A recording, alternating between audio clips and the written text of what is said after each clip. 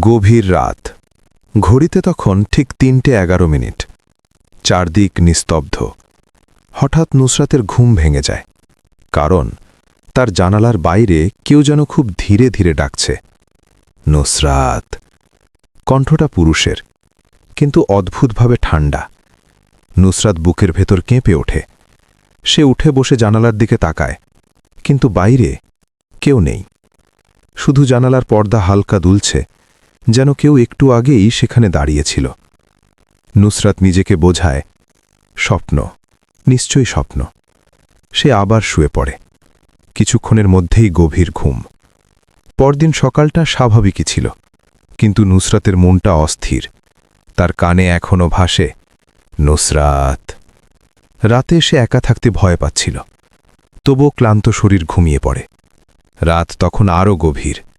হঠাৎ নুসরাতের মনে হল সে জেগে আছে, কিন্তু শরীর নড়াতে পারছে না। তারপর সে টের পেল কেউ তার বিছানার পাশে এসে বসেছে। বিছানাটা হালকা দেবে গেছে। নুসরাত ভয় পেয়ে চোখ খুলতে চায়, কিন্তু চোখ খুলতেই সে যা দেখে তার শ্বাস আটকে যায়। একজন পুরুষ, লম্বা, অস্বাভাবিক সুন্দর। চোখ দুটো অন্ধকারে জ্বলছে।